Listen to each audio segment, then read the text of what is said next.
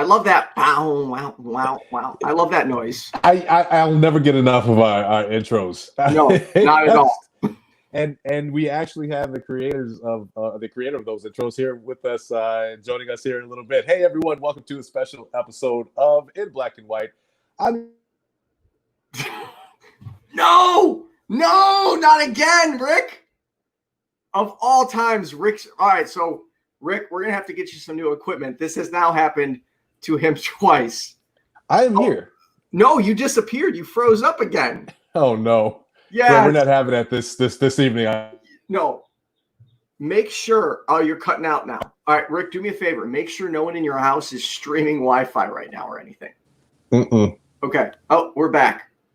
And we're gone. Anyways, welcome to a new episode of In Black and White. I am your host, Ethan Micheal, co-host with Rick Lockhart. Normally he does the introductions, but as you can see, technology, it freezes up. So fortunately, you will still get to look at that beautiful face. As long as we can, yes. Oh, wait. Audio's back. Video's frozen again. Oh, no.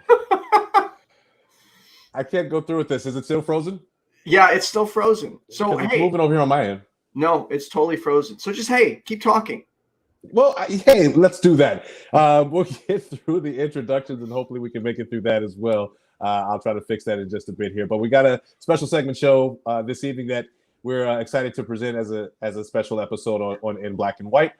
Two guests that'll be joining us tonight as we talk about Black Lives Matter and defunding the police. It's been a lot of talk around both, and we have some interesting and great guests to join us in the conversation tonight. Yeah. So I think we can. Our first guest that is guest co-hosting with us this evening. You've seen her on the 13% on Monday nights here on YFNA News, and we're excited to bring her on to join our discussion. Please welcome Miss Cynthia McDonald. Hello, everyone. Joining Hi, us. Frozen Rick. Oh, good Lord! I'll fix that a bit. Cynthia, you've been everywhere. Seriously, like all of a sudden you're appearing on all these channels. I'm like, you're like just going everywhere now. So keep up the good work. Thank you. I'm getting in now until I can't get into it no more. There you go. You unfroze now, Rick. That's what's up. Yes. I knew it was going to happen eventually. It needs to last. All right, let's bring on our other guest. You do the intros, Rick. Well, if you want to introduce our next guest, please. Okay, well, our next guest joining us hosts a podcast called Sensibly Speaking Podcast. Has been through a lot and is has sharing his opinion around conspiracy, around cult behavior, so on and so forth. Please welcome Chris Shelton joining us this evening as well. Hi, Chris. How are you? Hey. Glad to be here. Thanks for having me on. No. Thank you for joining us. And for everyone that's watching, please make sure that you follow us on YouTube. Make sure you hit that like and subscribe button, as well as the alarm so that you can get alerts for when There it is. You got it. And share this on your platform too. I practice every week. Cynthia taught you well. I take many notes from Cynthia. So let's do this. Let's get started a little bit with Cynthia. Maybe you can share with us a little bit about your show, what you host, and where people can watch you. Sure. I host, I'm the half host of the 13%. I do that with Richard Graves on Monday nights. We'll be on break for the next 2 weeks, and Rick is going to be filling in for me. So thank you, Rick. Absolutely. It's my honor and pleasure. I appreciate that very much. And our show is talking about a lot of the socio-political issues that affect Black Americans. Mostly Black Americans that even descend from chattel slavery, and really just try to have, nuanced conversations on the whys we are here, and some of the history, and some of the different news stories that come up as time goes on, as we really, have very succinct conversations about, racism in America and how it affects our particular group. Which is a great time to have a show like that that's dedicated to those conversations, as we as a country are facing a lot of racial injustice and conversation around race. So, Cynthia, thank you for joining us. Chris, tell us a little bit about your show, what you got going on, and how people can find you. Okay. I am a YouTube content creator and author. I promote critical thinking. I talk about mostly subjects having to do with cults or destructive cults or thought reform, high control groups, authoritarian groups, things like that. And that's a study that goes back to, as far back as you want to go, as far as people go.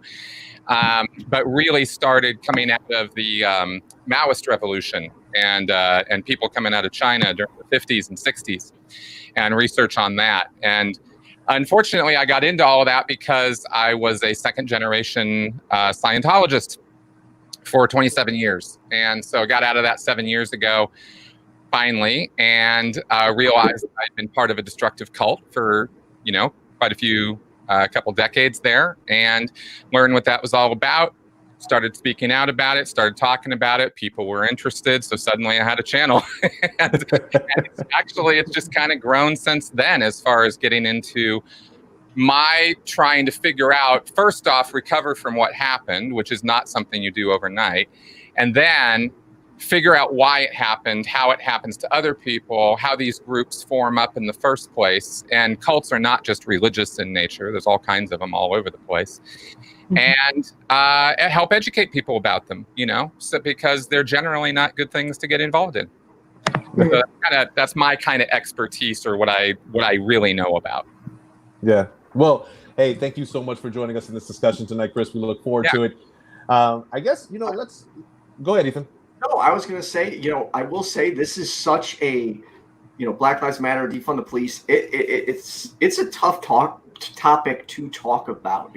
It really is. It's nerve wracking, that's for sure. And I personally, I always try and show my support, which I hope you know, but I'm always also very hesitant on what I say, because I'm just waiting for that moment where that wrong person and I'm done. And it kind of sucks. I feel like we need to find a way to keep having these conversations and not lash out at each other as quickly.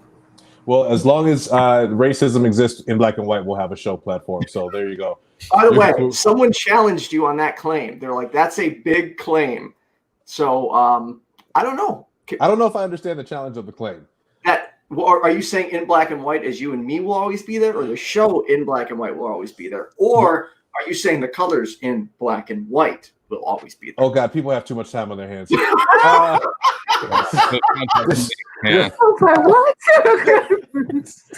That's a lot. We'll have to get into that. You do realize you're friends with a skeptic who has 1 million skeptic friends that just pick apart everything that gets said. Wow, we can put a whole show around that one. We could. I make a joke, and within minutes, my DMs is like, "Well, actually, what did you mean by this?" It's a joke, guys. It's just a joke. Dear Lord. All right. So I guess we can jump right into, let's get started with what's going on not in black and white. That's our show. With Black Lives Matter. There is a lot of discussion around supporting Black Lives Matter or not supporting Black Lives Matter. Chris, I'll start with you, and I'll defer to you on this question. What is your stance when it comes to Black Lives Matter? Well, it's first off, I have to ask you back a question, which is, when you ask me about Black Lives Matter, exactly what are you asking me about? Because there's a group of people, there's an ideology, there's an idea, there's a movement. And I want to be super clear about what I'm addressing. I'm so glad you asked that. Yeah, I'm really glad you asked that, because that, I think, is what happens in the conversation, specifically on social media, when Black Lives Matter hashtag comes up. There is maybe a misunderstanding that there could be two different directions that conversation can take. So let's start with the Black Lives Matter organization. There has been this organization that has come under fire very recently, or even when it first kind of hit the scene, and has really been under scrutiny since then because of their points of preference, the direction, or the things that they support, I guess. Where would you stand when it comes to the organization? Okay, as far as the organization goes, and my background in this is having done a couple podcasts about it, back when the Trayvon Martin incident occurred, I was doing my podcast, so we were responding kind of immediately to things. And we actually changed up the format of the podcast, and I stopped doing it that way as this sort of news reaction commentary kind of podcast, exactly because it became clear to me after about a year or two after the fact, and going back through all the media and all of the reports about it, and like line by line through the history and series of events, that it would have been impossible to intelligently commentate or talk about these incidents while they had just happened, because all the facts weren't out there. Mm-hmm. And that was a real kind of light bulb moment for me, where I just said, okay, good, I'm not going to be doing that anymore, because the commentary we were doing was inapplicable the next week when new facts would come out and things like that. So I went back and looked over all that. That was, of course, the birth of the Black Lives Matter organization, as I understand it. As when websites go up, there's ideologies and manifestos and write-ups and things, and I went through some of that. At the time, I haven't gone back and looked at it now. I'm operating on some of the information that I got then, and what I see happening now.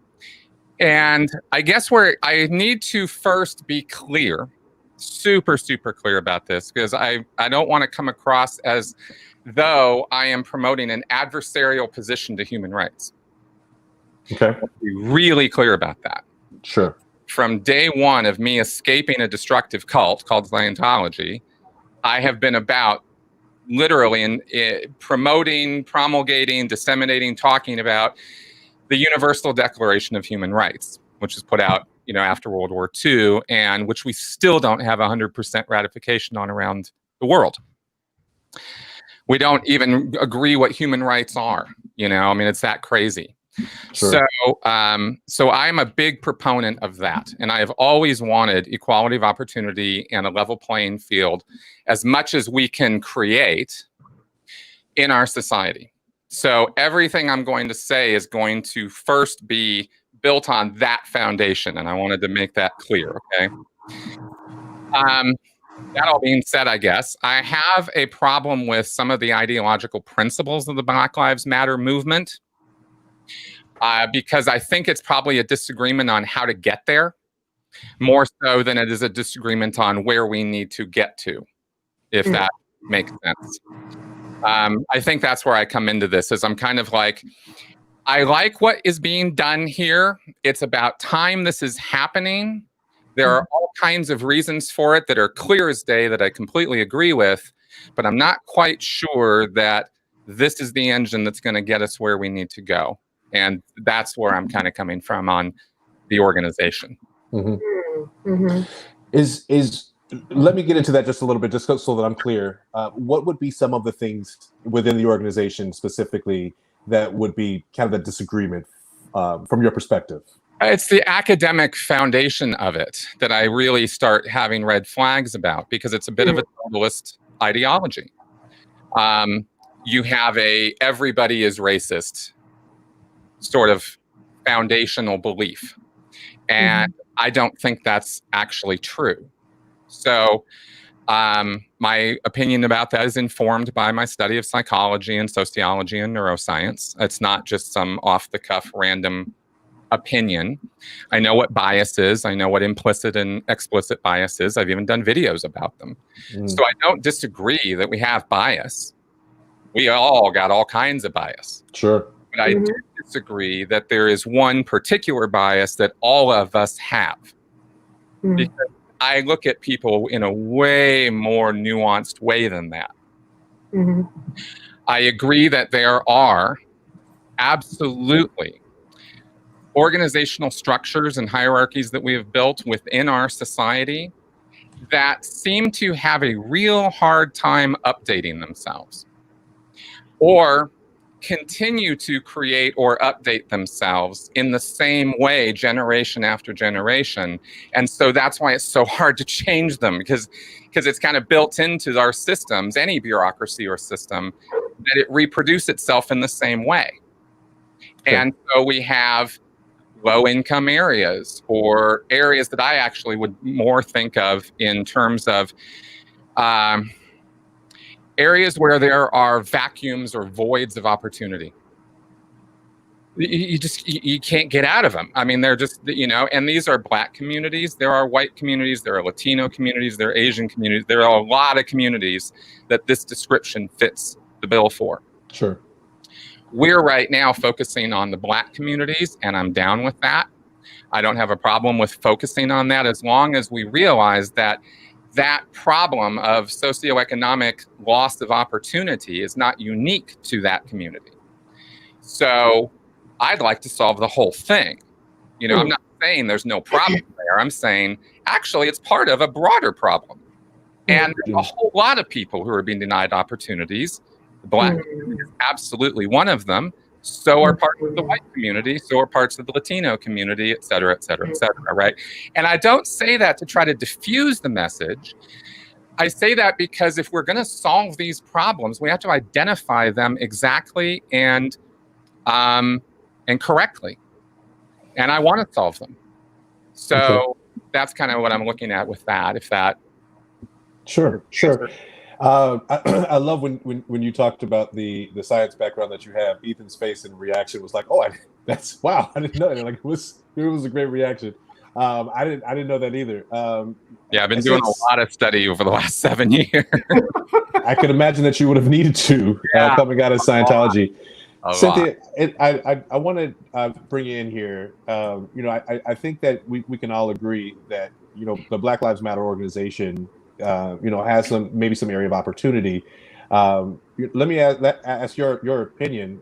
What is it that we could or should be doing when it comes to how this organization is more in line with the movement of what's taking place and the focus on Black lives?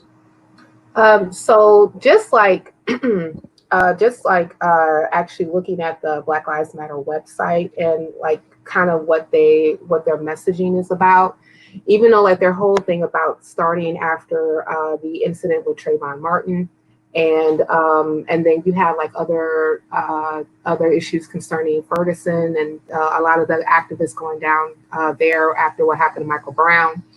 One of the things that I think that I don't know when it happened, but if I look at their website right now, one of the things that they're saying, if you don't mind if I read from it a little bit, sure. It's part of it. It says that we work vigorously for freedom and justice for Black people and by extension, all people. We intentionally build, and nurture a beloved community that is bonded together through a beautiful struggle that is restorative and not depleting. We're unapologetically Black in our positioning, in affirming that Black Lives Matter. We need not qualify our position. To love, desire, freedom, and justice for ourselves is a prerequisite for wanting the same for others. And then it goes further down and says we see ourselves as a global Black family, that we are aware of different ways we are impacting our privilege as Black people who exist in different parts of the world. I'm not really sure what that means, but I'm going to keep going. And then, I like, but okay, I didn't write it, so there you go. And then it says, we are guided by the fact that all Black lives matter, regardless of actual or perceived sexual identity, gender expression, economic status, ability, disability, religious beliefs or disbeliefs, or immigration status or location. We make space for our transgender brothers and sisters to participate and lead. Excuse me. My goodness. My bad. I need some water. Some child. Sorry. We got to get that tech crew in there. Right. I know, right? They all left because of COVID, damn it. And then we are self-reflective and do the work required to dismantle cisgender privilege and uplift Black trans folks, especially Black trans women who continue to be disproportionately impacted by trans antagonistic violence. We build a space that affirms Black women and is free from sexism, misogyny, and environments which are men-centered. We practice empathy. And then they do other stuff. Okay, so this is my issue with them. Oh, then further down, they said we foster a queer affirming network. When we gather, we do so. Sorry, with, we foster what? We foster a queer affirming network. When we gather, we do so with intention of freeing ourselves from a tight grip of heteronormative thinking, or rather the belief that all in the world are heterosexual unless she or he or they disclose otherwise. Okay. So my issue, and I had to read all of that, because one of the things that I kind of want to point out with Black Lives Matter, the organization, is that the organization itself is kind of all over the place.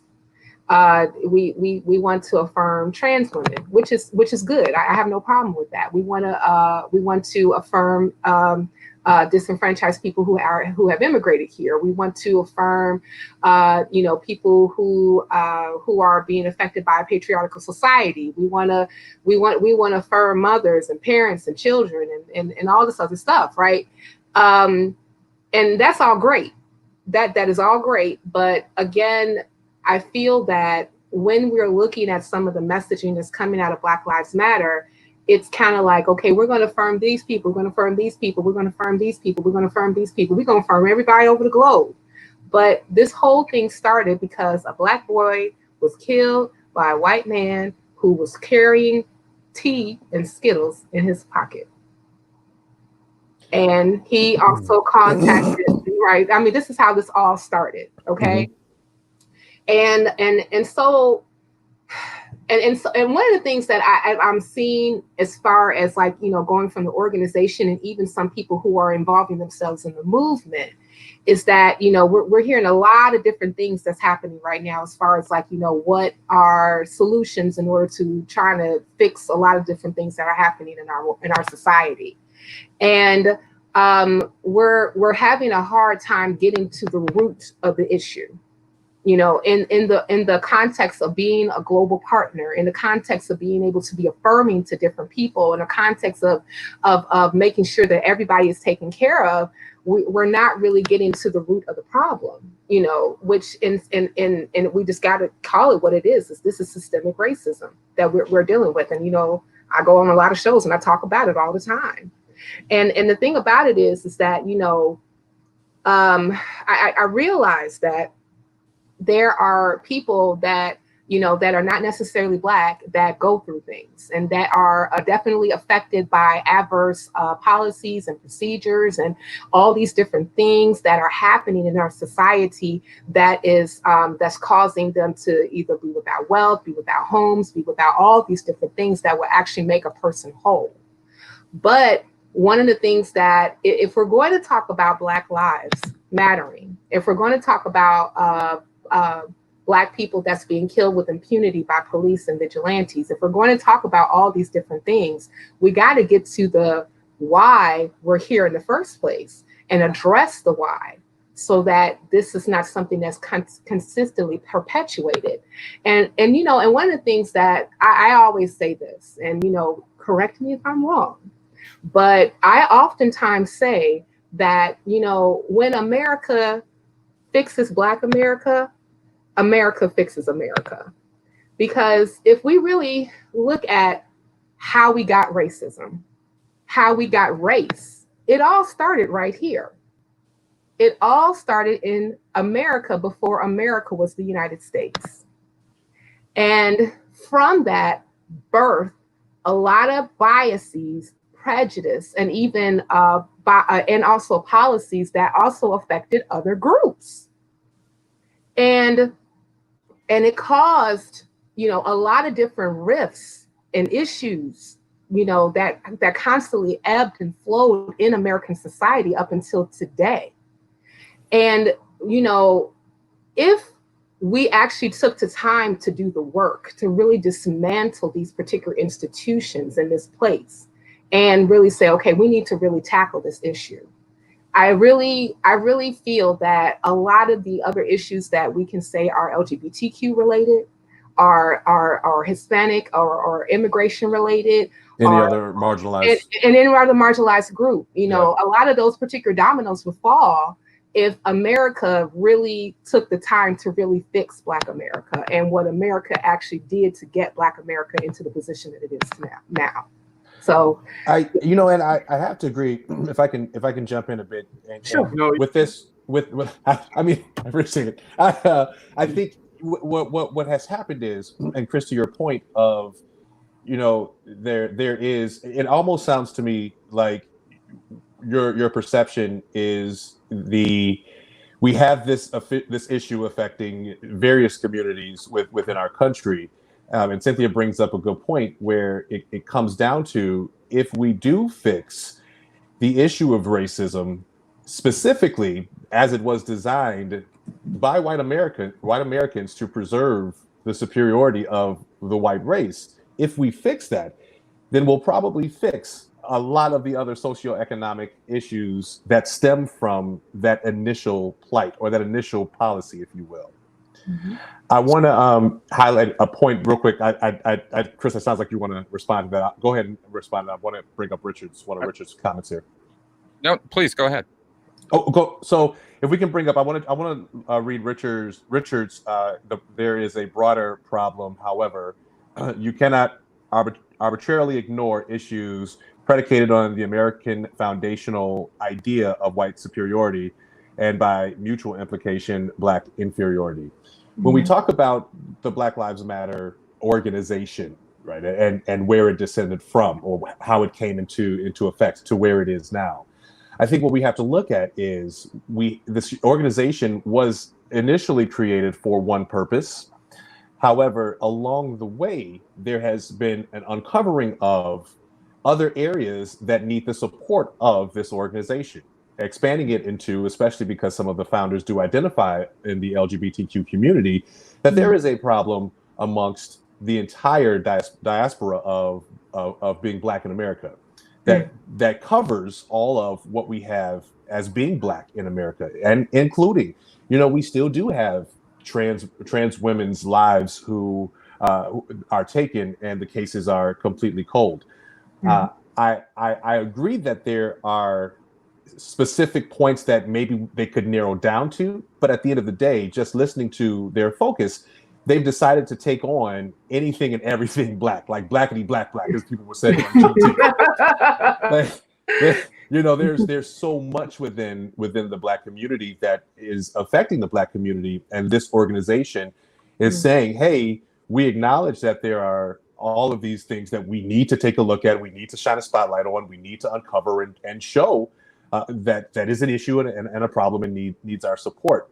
Now, there has been some political backlash when it comes to Black Lives Matter, and I'm not sure if anyone is aware or able to speak on, because I really haven't focused what their political direction has been, but I do believe that there's been some efforts from one side or the other in supporting and getting them involved within the political arena. I'm not too sure what that is, and I'm not sure if either of you two know. But at the end of the day, I think that the ultimate thing here that we have to look at is what they're shedding light on is the overall being Black in America and all of the issues that come along with that. I don't know. What are your thoughts there, Chris? I think it's interesting because I feel like I'm being presented with some contradictions, and I'm confused, and I want to ask questions, actually. Sure. Because Cynthia reads from the Black Lives Matter website directly, where it specifically states that this is a focus on Black lives, and then includes, the LGBT aspect of Black lives as well. I couldn't totally tell. I think that is talking about Black LGBT. Is that right? Correct. Okay, cool. So it's still saying focused on that. Mm-hmm. So it's not intersectional lives matter, it's Black lives matter. So I'm tracking on that. But then there's this kind of dismissal of the other people of color and minority communities, because it's like, well, if we solve this, we'll solve them too. Mm-hmm. Is what I'm hearing. And I'm thinking to myself, so if there was a Latinos Lives Matter movement, and they said the same thing about their movement, and that if we solve the Latino problems, well, the Black problem will just get swept right along with it. What would you say to that? I gotta say that's actually kind of what I heard too. I don't know if I heard it incorrectly or correctly, but that it was my takeaway from what was read. Yeah, and that's why I'm asking questions, because I'm actually not going to argue it. I'm just wondering, is that really the position? Sure. I'll let Cynthia, if you want to jump in, or I can respond. I can't really say, and the reason being is because I'm a little confused myself. And the reason being is, and even when I was talking about, like, you know, the why when it comes to like racism in America, and the reason why I bring up, you know, fixing race, especially when it deals with Black people, is because that's the reason why race was made in the first place. It's because of Black folk, you know, and then it kind of like everybody, and that's why I brought that up.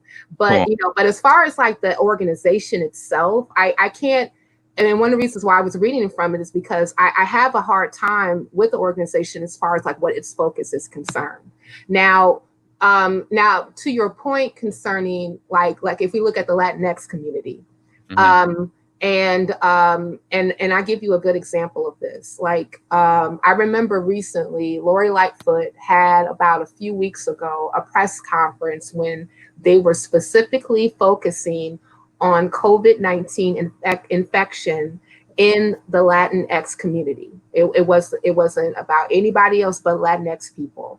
And they had Latinx advocacy groups that came up to talk about how they were being affected and the task force that they were coming up with in order to deal with the infection rate, and also how it's also affecting their socioeconomic status as well. You know, so like the mayor was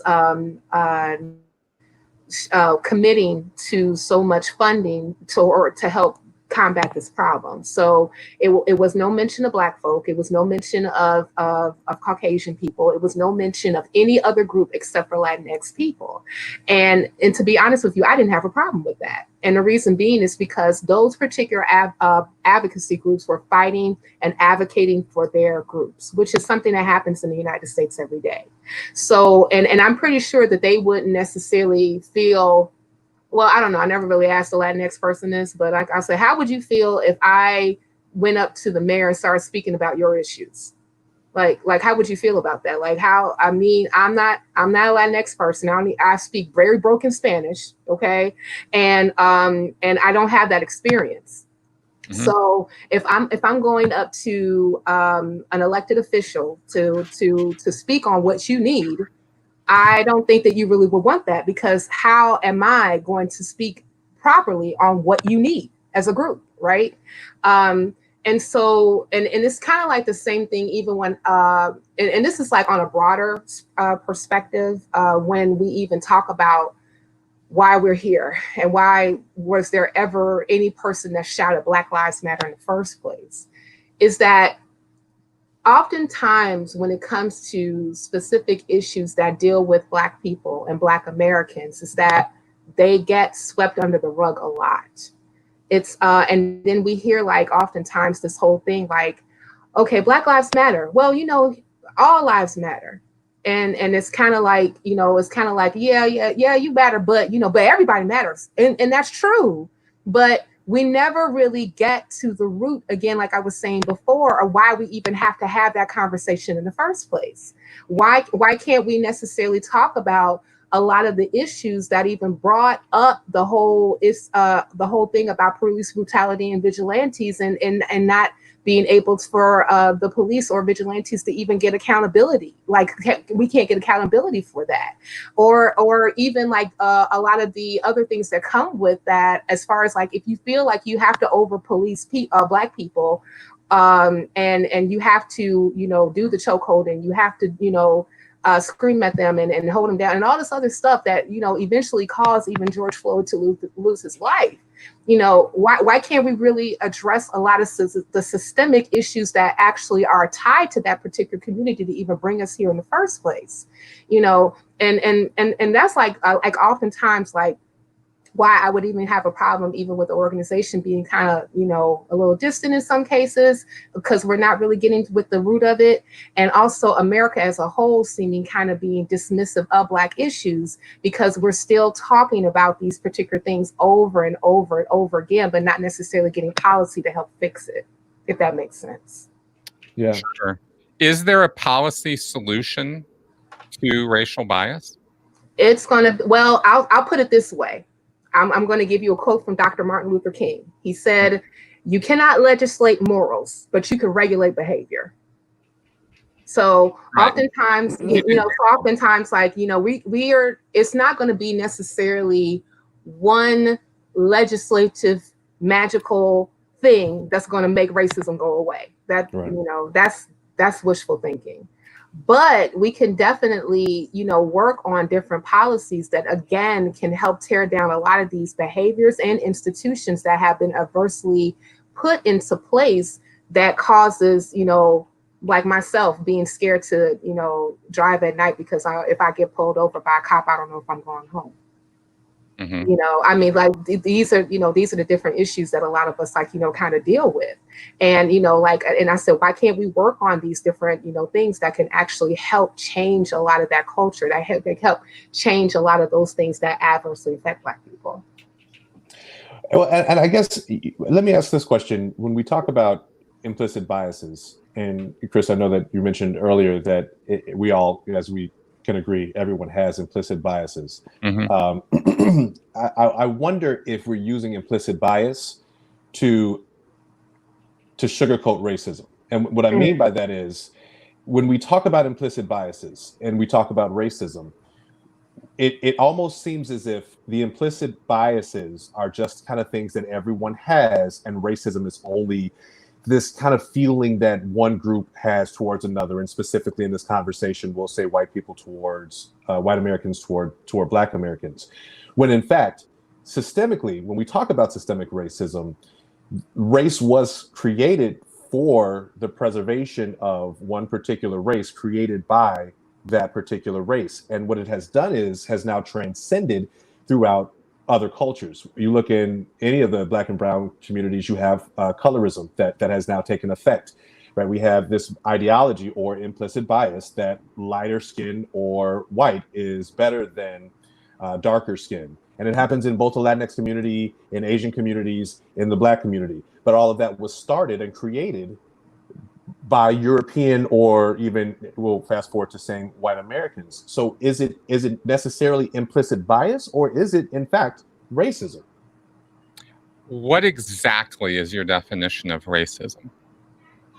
So I would explain racism as basically it's an implicit bias that has an effect on race, specifically created for the preservation of the white race. I believe racism was created for that economic sustainability and economic gain. So it was introduced in that manner. Excuse me. That's interesting. Are you guys suggesting that there was no prejudicial behavior or belief or bias prior to the creation of the United States towards people of other, what we would consider races? I'm not saying that. Not saying that at all. I'm not saying that. It was created by the white man to perpetuate this thing. And I'm kind of like, so there was a place in time when it didn't exist, and now it does. And I'm trying to clarify the sense of what exactly are we discussing there? Can I tackle that a little bit? Sure. Yeah. Okay, so there was no, okay, let me see if I can get my words together. Race did not exist until 1681. That's the first time that you ever heard the word white, especially like white people, was in 1681. Look up Bacon's Rebellion. Nathaniel Bacon was an indentured servant from Irish descent who gathered other indentured servants and enslaved people to rise up against the elite class who actually they worked for, in order for them to get fair treatment while they worked. It was I want to say that the rebellion lasted for a few years, like maybe like 2 or 3 years. It did not get squashed until the British government sent over their army in order for them to dispel the rebellion. After that, you had a slew of laws that were designed to separate indentured servants of European descent from enslaved African people from African descent, in order for them to, for this whole rebellious thing about these groups coming together, in order for them to topple the elite class. So that's kind of where we got, we got the creation of race from. Now, is that to say that biases and prejudice and things of that nature never existed before? Absolutely not. We know that not to be the case. So we're talking about, I'm sorry, so we're talking about the word race. Yeah, the word race, and how like we got to racism.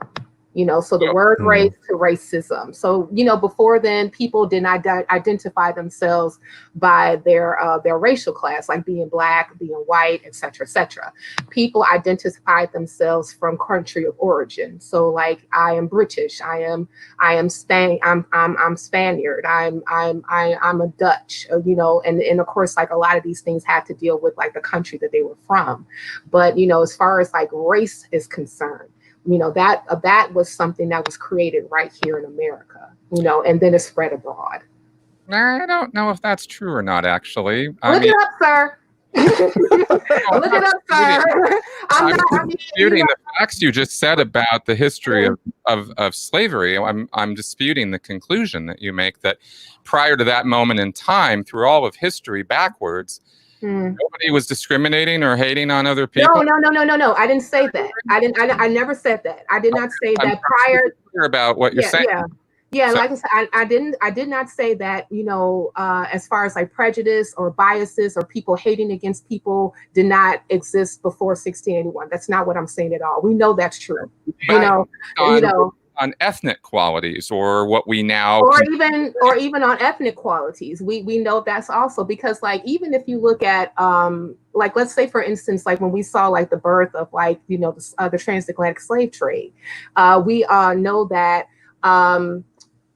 there's a specific story in a book that I actually read called Stamped from the Beginning by Ibram X. Kendi, where he talked about how there were different people that were traveling that sometimes would come up with these particular stories about how people in Africa lived, and they were selling their stories in Europe, and also coming up with all types of fantastical things that these people were doing as far as like how they lived. And then oftentimes that very much so colored their perception of African people, and then also gave them like, kind of like, well, they're kind of beasts. They're kind of like uncivilized, they don't even believe in God. They don't believe in the Christian God. We have to civilize them in some kind of shape, way, or form because of all these different stories that we're hearing. And of course, this is all previous before we even have like a really like an establishment of a colony in the United States. In America. Okay. So, we already know that bias, prejudice, that's always been around. I think that ever since that we can really think of like, actually like human groups being formed, we always had like some type of perception of like people who were different from us. Right. But I'm not saying that those particular things did not exist. Yes, they did. But I'm just saying like the actually race, like creation where we get race, or the creation of race comes from. That's where we started from. Go ahead, Ethan. Can I ask a clarifying question? Yeah. I like being the dumb white guy because I feel like I get lost in the weeds many times. So I get to ask the questions that I feel the audience might be wondering too. Are right now we just specifically talking about the word race? Because from my understanding, racism can and has existed well before America and well before the term racism, was created. Am I? So let me ask you this: if you were to think about the term white, where would you say that term came from? I mean, I know it as from America, but I guess white has been around for significantly longer than America. I would assume that's only based because I was born in America, so I familiarized the word white with Caucasian Americans. But white existed in, Britain as well. So I would personally venture to guess that race has been created specifically when you had different ethnicities, specifically white or black, that are cohabitating in a sense. Maybe cohabitating is not the best word to use there. However, to identify that white was the superior race and inflicting the, as we've said, implicit bias that black is not is the inferior race.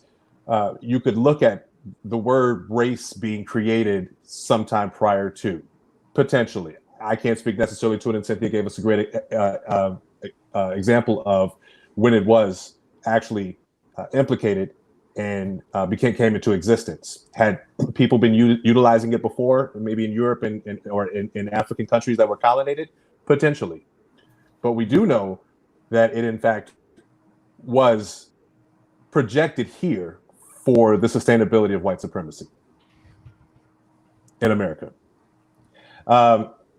Before we wrap that up, any more thoughts that we want to cover? Because I know we still wanted to talk about defunding the police, and I want to make sure we have some time to get into that conversation we should probably too as well. That, I suppose. I can't really agree with that premise. I think it's a much more complicated situation than that. But I'm not saying that the things that you're saying are factually wrong. The events occurred. Why they occurred, the framing of how they occurred, I have a little bit of a problem with, because I could make the same argument that the treatment that the American, that the blacks who came to America got was pretty damn similar to the same treatment that the Aztecs and the Mayans, et cetera, received from the Spanish who came over here and subjugated those populations. So I think that one of the things that we have to exclusively black thing, and I go, I don't see it that way historically. So let's do this, okay?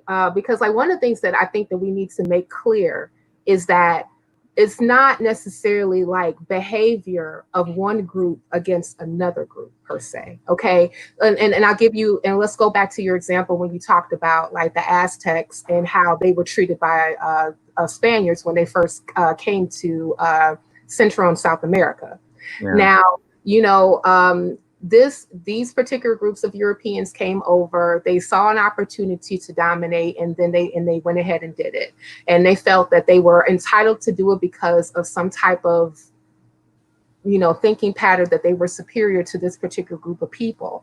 Now, and of course, like I said, this is definitely a behavioral pattern that we have seen from Europe, from different European countries that have lasted in centuries. That's why we have colonization. That's why we also have certain groups that don't even exist anymore, especially when we're talking about indigenous people, so we already know that's already a thing.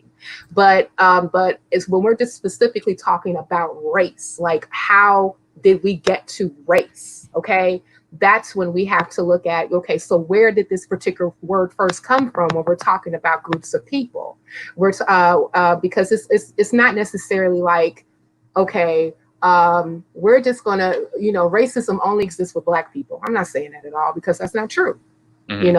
But what I'm saying is that when we created race, this was the reason why we created race. So we created race in order so that we can create a specific people who we're going to use in order for them to stay here, and they're going to be separated from this other group so they can't rise up against us again. So we're going to go ahead and put we are the white group. Okay. And since we are the white group, that means that we're going to have certain areas of stance in this particular society. And because you are now the black group, you do not have that stance, because we're going to put you over here because we're going to use that in order for us to keep you in this particular position. And at that particular time, that position was most likely enslavement.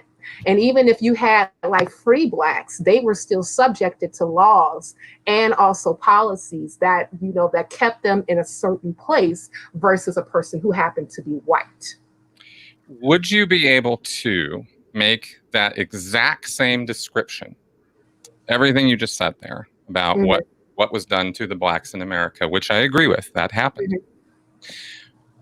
If I took out the black and white part and talked about the Jewish captivity in Egypt and the fact that they were enslaved, very similar circumstances, treated very similarly, excluded even if they married into a higher caste or whatever, right? Still excluded from full citizenship, I guess you could say. They didn't really use those terms, but, you know, a similar set of circumstances with a similar treatment pattern.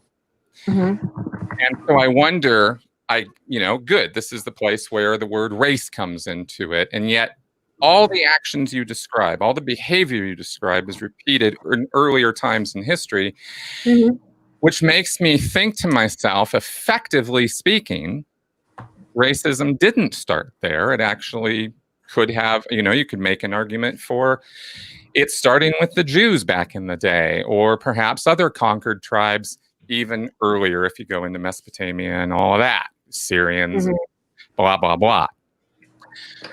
The point I'm trying to make is that it's a repeating behavior through history across tribes, not exclusively a white person to black person behavior. Well, as far as like, when we're talking again, I'm kind of just coming back to this particular point because, like, I never discounted this behavior, okay? Because we have seen this particular behavior repeated in human history. We're just talking about specific terms now, okay? So, as far as like, so not to even say like, oh, well, that, Jews were enslaved and of course, me being an atheist, I can argue that. But, I mean, that's not this show, okay? We'll let you know when that show becomes around. Right, when that show comes around, like a 2-3 weeks appeal, and then we'll have that discussion. But anyway, but as far as like, like the behavior, yes, we already seen like the behavior of prejudice and also one group exacting its dominance over another for whatever reason that they feel that they want to use their dominance over another. Okay. This is a very human thing. All right. Now, but when we're talking about, okay, in America specifically, where did race come from? Where did we get this race? Where is this whole notion of black and white and everything in between? Like, where did that come from? That's when we have to point to where was it written? How did laws come to place? How are we like looking at policies that were actually practiced before the United States actually became the United States? This is where it comes from, and that's again, that's not discounting the behavior itself not being something that was previous to 1681. Yes, it was. And also too, we can even look at the history of what even led to that point in the first place. Okay. But at the same time, like I'm just saying, we're just talking specifically race, just like where we got race from, how did race come about? What is the foundation of race itself? That's what I'm talking about. Fair enough. Hey, there's a couple of comments that are coming on YouTube, but I think that let's go ahead and take a moment to switch the topic here to defunding the police, because here's another conversation that has been taking place across the country, and so many different views on what this means. And I think I still can't seem to find one particular or specific definition of what defunding the police actually is. Real quick, there is one stupidest hashtag I have ever seen. And what you just said is we'll talk about that. What you said is my argument as to why.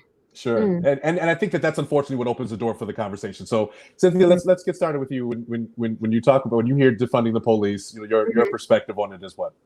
Okay, so I was like, what? When I first heard it, right? Because like, I was looking for exactly what that meant myself. I was trying to kind of wait on until like actually I got like good, like writing good opinion pieces, or even like people who actually talked about this particular thing before I actually said if I would agree with that or not. Now, if you're just looking at just completely taking away all the money in the world from the police and just getting rid of the police. I do not agree with that at all. I think that's a bad idea. Okay. And the reason being is like, if can I tell a story? No matter, I'm going to tell a story anyway. Make sure it's not a long one. Yeah, I'm going to make it. I'm going to condense it as much as possible. Yes, I remember when I first came back to Chicago, I was working on the Northwest side, and sometimes I had a staggering schedule, and I was taking the train, and I would come home late at night. One night, I remember I was getting off the train, and I was walking towards my bus in order for me to go home. While I was walking towards the bus, I happened to see out of the corner of my eye 3 men walking a few paces behind me. And while I saw them, I saw myself walking towards an alley. And I knew right then and right there, they were about to jump me and rob me and do Lord knows what else. You know, proverbial Lord. Forgot I'm an atheist, right? Anyway, so when I had to kind of make like a split decision about what am I going to do, because like, you know, I kind of want to go home without being, you know, scathed. Sure, of course. So yeah, so like what I ended up doing was I saw a cab that was on the other side of me, and I literally bolted from the street in the middle, bolted from the sidewalk in the middle of the street to make this cab man stop. And I was like, I need you to take me to the bus stop like right now. And he was like, it's only a few blocks away. I said, don't ask me questions, just take me where I need to go. I will pay you. Okay. So he ended up taking me to the bus stop. And then luckily, by the time that I got out the cab, the bus pulled right up and I was ready to go home. All right. So I tell this story because my thing is that if something happened to me, if I was robbed, or if somebody was about to plan on doing something untoward to me, I want law enforcement there to protect me. And if there is no law enforcement there to protect me, what is I going to do? Sure. You know, so right. So like, you know, so this whole notion of just like completely like dissolving the police, I do not agree with at all. But what I will say is, and I think that I kind of like glanced over an article from, I want to say, is this from The Cut? Where it says, what exactly does it mean to defund the police? And like some of the things that they were talking about was not necessarily like, you know, defunding the police per se, like completely, but allocating some of the funds that actually police get into other programs in order for the police not to have such responsibilities of being everything to everybody. And I'll even give another example about something that happened in Chicago, Rick. I don't know if you remember, but we had a bunch of group homes closed. Do you remember that? Mm-hmm. And what ended up happening is that a lot of the people who were in those group homes became homeless. And some of them ended up like embarking on, you know, different like petty crimes in order for them to like eat. And then you also had like a lot of these people started acting out because they weren't able to get like, you know, proper monitoring or even their medications or anything to that effect. And so like a lot of them ended up getting arrested and going to jail. And I remember like when I was getting my certification in the community health, I was watching a program that my mental health teacher was showing us about how there are a lot of prisons that are doing double, triple duty as far as like social programs is concerned, because they're also housing a lot of people who should be in a mental facility, but they're in jail instead. And they're not really getting the full scope of help that they really need. And by the time that they leave the prison, because they serve their time, then, you know, they end up coming right back is because they don't have that wraparound service to make sure that they have medication, to make sure that they have a place to go, to make sure that they are even getting like certain therapy things that they need in order for them to be able to be viable in society. So you're looking at the defunding actually just having allocated funds that are allocated to the police go to different areas. Right. So they won't necessarily have to have it, because like, you know, because like one of the things that the article pointed out, and I agree with that, is that you're asking policemen and women to do some things that they are not trained to do. They should be enforcing the law, however that looks. So, for like my story, if somebody try to jump me, I need the police to chase them bad boys down and get them in jail so they don't have to jump nobody else again. Or if, like people are being, or if you have like convenience stores being knocked over, or, like people murdering or whatever, like, because like my whole thing is like, if there is a crime that you committed, like for real, and it actually causes like harm to another person or harm in some type of ways, no, you need to go to jail. You know what I'm saying?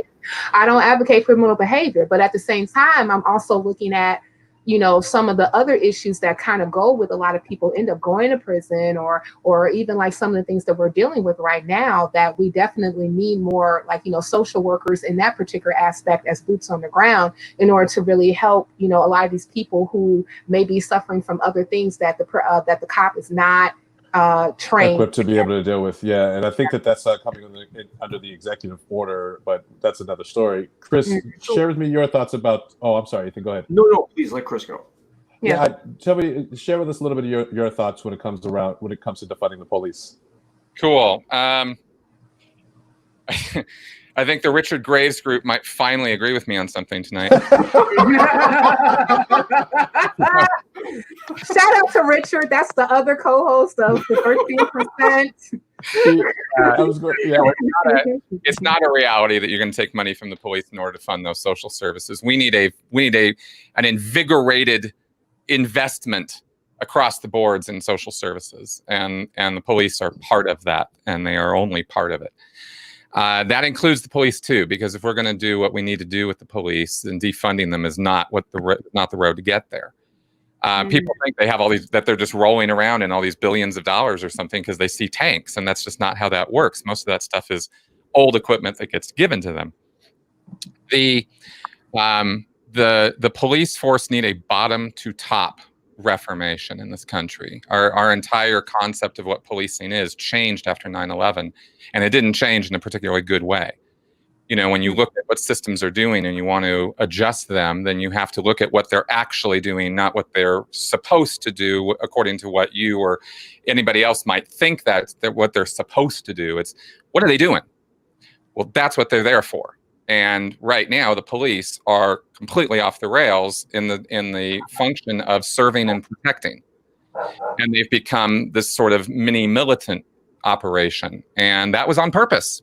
That was done on purpose because we all freaked the fuck out after 9/11. And we said, protect us. And like the speech that V gives in V for Vendetta, we were scared. Whose fault was it? Well, look in the mirror, because it was all of our faults. We let that happen. And we did it because we were afraid of terrorism. And we got sold a bill of goods on that. And so the police have only become less qualified over that time. In 2000 and in 2007, hiring requirements were lowered because there was not an active influx of people trying to become police officers. We've had too few, believe it or not. And the function that the police serve is one almost immediately and universally of triage. They're the first line. They're the guys who hit it first. They're the ones you call. They're the ones who are there before anybody else, because they have to be. So they're going to have to triage mental health issues, social service issues, criminal issues, child issues, domestic issues. They've got to be so good that they can triage all of that, not necessarily deal completely with any of those things, but recognize and triage them. Right now, they cannot do that. Right now, everything looks like a nail to them because all they are is a hammer. I agree with that. And we have to change that. And that is a huge, huge sea change. That's not to be underestimated, the size and scope of that problem, because you're dealing not with one unified force, city, county, state, and federal level. This policing is at all of those levels, and it's funded at all of those levels. There is no uniform code. There's laws change from state to state, place to place. There's no uniform standard given by anyone for how police should operate. Police academies are both public and private. They last maybe 6 months, and then you have another year and a half of field training officer apprenticeship. That's the training lineup. It's pathetic. We spent 2 years training an airline pilot from scratch to do one specific thing, fly a plane, right? And there has been so much work put into how to do that well, and how cockpit management and resource management between the stewardesses and the pilots and all of that. It's really worked out quite well. There's been a fantastic amount of attention put on that, which is why flying is the safest thing in the world to do. Sure. Right? So we need that same level of review and revision, top to bottom, on the police and on their training, on their vetting, and on ongoing training. Training is something you do once. No, it's not. And on their counseling, right? The vetting is probably the biggest part and the most difficult part, because, for example, that stupid guy whose name I forget, the guy in Minnesota who sat on George's neck, right? It would be Derek Chauvin. That guy should never have been a police officer. It wasn't he should never have made it in the first place.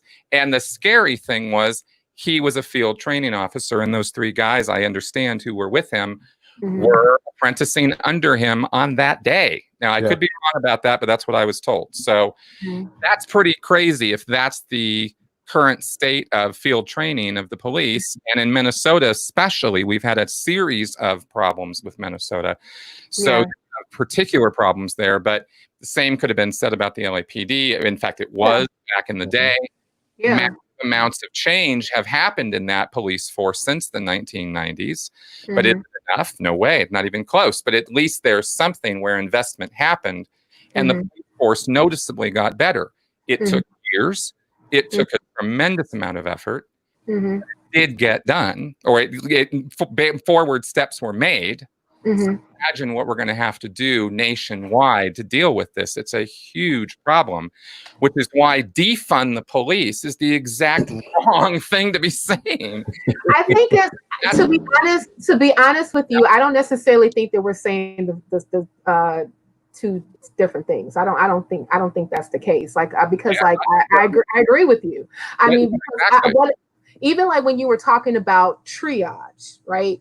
And you're talking about people who actually, like you mentioned, 6 months of training and then like a year of field training, right? You know, I spent more time just getting the certification. You know, we spent more time just in college, you know, working on one discipline. And then, you know, and then also too, you think about like all the different career paths that you have to take, that you have to get hours and hours and hours and hours and years of training in order for you to be able to do it properly, you know. So and that's why I was just saying that with what you're asking when you're hiring a police officer, you're asking them to be a whole bunch of things that they're not prepared to do.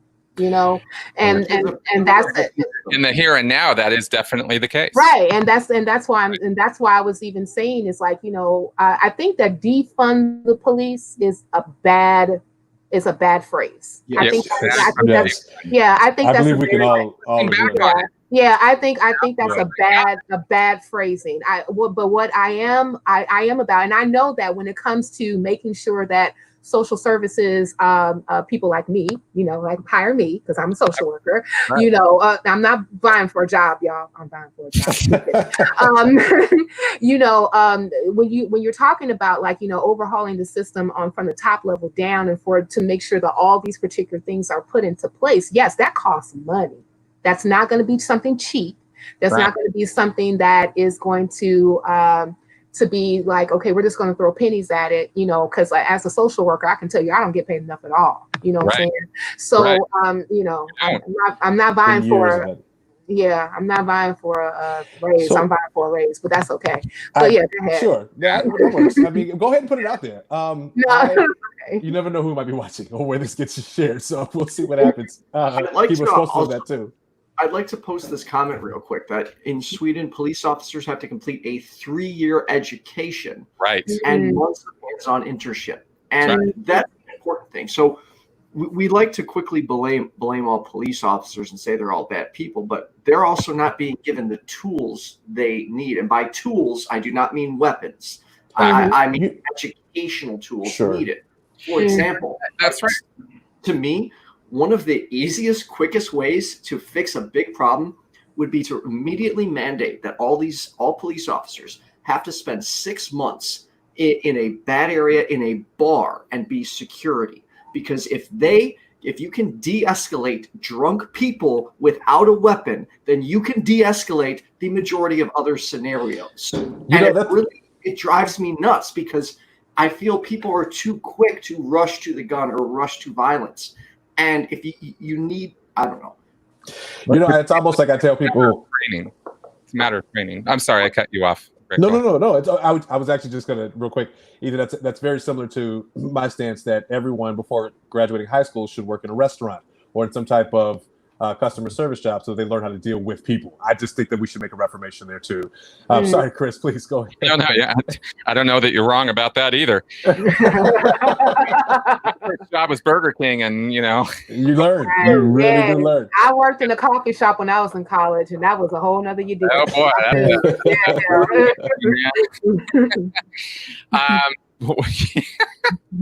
What made you think I wanted this coffee hot? Right. I mean, there are iced coffees now. It just depends on what your preference is. And you better make sure my sandwich is this way, or it's gonna be your ass. Okay, lady. The training is vital. Somebody mentioned that they need field training must happen. Yeah, of course they do. Of course they do. That's again, it's part of it, right? Everything they're doing is not wrong. It's just not in adequate volume to train them to be effective in a team by themselves under so many different scenarios that they're going to encounter. I mean, the hostage negotiation is something all of them would love to do. Hardly anybody even gets there.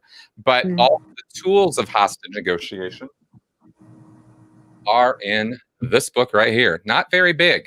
I read it in 2 days. This was written by the FBI's top hostage negotiator who negotiated hostage negotiation around the world. I don't know that guy. I saw him do a presentation. Guy's awesome. Good guy. Yeah. Very easy to learn. Yeah, you read this, you know. Can you put that closer to the camera? Oh, only because I didn't see what it says. Yeah. Never split the difference. Okay, cool. Yeah, Thank you. And that's one example of what I'm talking about. Like, there are techniques in here that are de-escalation techniques, that are hostage negotiation techniques. All of them should be trained on this to, let's say, a junior level. They don't have to go be hostage negotiators, but they have to understand these processes. They have to understand verbal de-escalation, like you said, and they're not going to necessarily get that by just going and getting thrown into a bar for 6 months. You got to train them. And the good news is we got training programs on stuff like that. It's just waiting to be implemented right at a broad level. So it's not even like this kind of thing would be the hardest part of what we'd need to implement, you know? Like, the vetting process is the much more difficult process, and that's simply problematic because of the state of psychology and testing these days. Personality testing ain't what you think it is. So we have problems there. And so a vetting process itself is going to be difficult to put together, but it's probably the most important part of the whole picture. You know, I before we wrap up, I'm reminded of, and I don't know if you all have seen the show. I mean, the news about the Camden Police Department and their reformation that took place.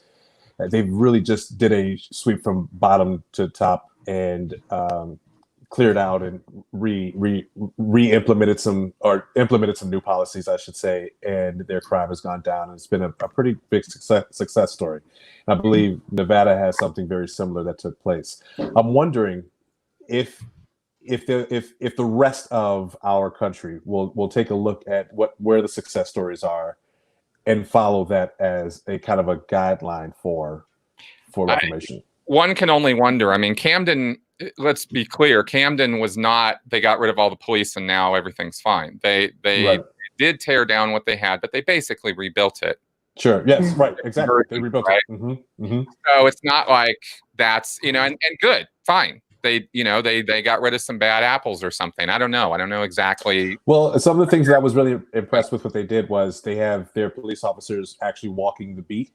A lot of their police officers. There you go. Yeah, community relations. Community building. And that's one of the biggest things that they focused on. I know, right? Exactly. Shocker, right? But see, and that's by the way, what went out the window after 9/11. Mm-hmm. The Bobby system, the British system, was not unknown here, and we're working on community relations. I knew a guy, just had this long talk with him. He was a cop, and he told me all about the shift then. And he was a guy who worked in San Francisco's Tenderloin district. I mean, bad areas, and was able to get along just fine, never having to draw his weapon, de-escalating situations left, right, and center by meeting and interacting with people when they weren't committing crimes, and getting to know the community, right? And getting help from the community. Even criminal elements in the community would help him out to point out bigger criminal elements, that kind of thing. So that's also vital to this whole thing, is the community relations aspect of this. And we're so in the tank on that right now. Oh, yeah. yeah. It's going to be years of work for cops to rebuild trust with their communities. And we got to get going on that. And right now we're hating on them so badly. They're going to start hating on us even more. And then we're going to actually be creating more problems. So we really need to bring the volume down on this and actually start communicating. And let's be clear. Yes, we do believe that there are just a few bad apples. We do not hate the entire police. I just have to put that out there for those of the people that are out there that are listening and watching and saying, well, are you saying no, we do believe that police officers, their lives, of course, do matter. They are very important to the sustainability of communities, and we appreciate the hard work that they do. Okay, just so you all know. Cool. Yeah, and I think that, just to piggyback on what you all are saying, it's about community policing, actually changing the relationship of the police with the community, and even changing the narrative that even a lot of these particular police officers have when it comes to the communities that they are policing. Yep. That takes time, that takes work, that takes a commitment that has to be done, from the top administration level on down. Very true. Because if we're constantly, Chris, when you were talking about how we were saying, we're scared, terrorism, blowing shit up, please protect us, and we have this by any means necessary type thing when it comes to, how we go about doing our job, then that bleeds over into all different places, what I'm saying? To the point that we're actually getting a lot of these, the effect of the cause that happened as far as about what happened on our shores. And even if we look at the history of how we even got the police in the first place, what I'm saying? And where a lot of the police departments and even actually the inception of police came from, part of that comes from slave patrols and how, slave patrols were taught how to treat, people who, happen to be, property of their owners, and a lot of those particular narratives are, constantly being redone over and over and over again. So it definitely takes an overhaul. It kind of takes again, I keep going back to this, tearing down these institutions and then building up ones that actually make sense, so that, people are able to live. Sure. So before we wrap up, a couple of things. I just want to say, Chris, it sounds like from the comments that you and Richard are finally on the same page. Yeah. Congratulations. Cool. And Cynthia, I love the fact that you pronounce the difference between effect and affect for people like me who are always trying to figure out which one is supposed to be used. Thank you for that. Sure. Really appreciate that. I was working on it. I appreciate that. So before we wrap up and say a big thank you to both Chris and Cynthia, Chris, if you can, again, share with those who are watching how they can find you, where your show is. Before we do that, we should ask for any final thoughts. We can do final thoughts. Okay, sure. Okay. I mean, we had a lot of thoughts today. I didn't know if anybody still had thoughts to share. Sorry. Chris, do you have any final thoughts? Any closing statements? Yes, right. In closing. Yes, exactly. In conclusion. And you can go ahead and include where the people can find you in your show. Find me. Okay. Do all that together. Yeah. All I want people to do is pay very close attention to the words and phrases and ideologies that are being bandied about right now, because I do know what I'm talking about when it comes to cultic, authoritarian belief systems and systems. And I this is something I know a lot about. And there are red flags in some of this, and the best of intentions are usually how these things come about. It's not that a bunch of evil people are twirling their mustaches in smoke-filled rooms going, it's much more organic and random than that. But you still got to watch for those indicators, okay? So I just want to throw that out there as a cautionary note, because it's important during times of tumultuous social change that we not let bad actors who look like good actors get in the way of real social progress. And you guys and I all want social progress that's real and lasting. So that's why it's difficult in a climate of high tension and anxiety to even try to push back a little bit without being perceived as an enemy. And us versus them thinking is one of the things I'm talking about. When it's all my way or the highway, you're in an authoritarian system there. So we need this kind of give and take and back and forth in order to make this thing actually work. And I just want to kind of throw that out there. So as far as where to find me, my channel is my name, Chris Shelton. I identify as the critical thinker at large because I'm not just an ex-Scientologist. And I love talking about critical thinking. And you can find me on my Sensibly Speaking podcast every week and on a live call-in show that I do every Wednesday night on my channel. So there you go. And where can we find the podcast? Is it on wherever you get your podcast? At YouTube, on my channel, or at sensiblyspeaking.com. Gotcha. Okay, great. Yep. Thank you so much, Chris. Cynthia, any last thoughts? And where can people find you? Certainly. So in conclusion, my final thoughts. I would definitely tell people that we as a society need to be more cautious about our reactions to the things that we actually see. And we have to really get to the root of the problems that we are experiencing as a society.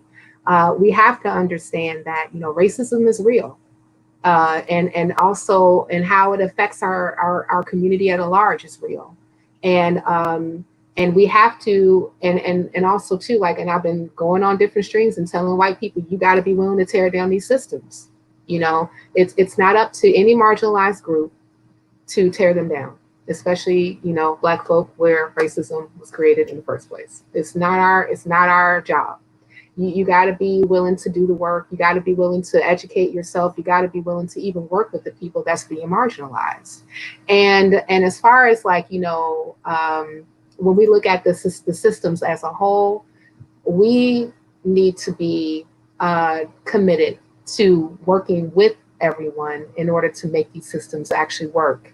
And if that includes tearing them down and rebuilding them back up the way that they need to be rebuilt, then that's what we need to do. And I'm committed to do the work, and I'm just hoping that other people are committed to do the work as well. And where you can find me, I am usually on Monday nights on this particular network, YFNA News, on the 13%. However, I will be out for the next 2 weeks while I'm healing from my surgery. Don't worry, I will not die. And and while I'm out, Rick has graciously decided to step up and step in on my behalf. So I got some big shoes to fill. Let me tell you, I got some big shoes to fill. But you know what? But I am thoroughly confident that you'll be able to fill them and then some, sir. Well, so thank you so much.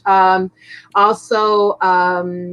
I started also being a weekly guest on the Daily Atheist, now called The Damn Show, on Friday mornings.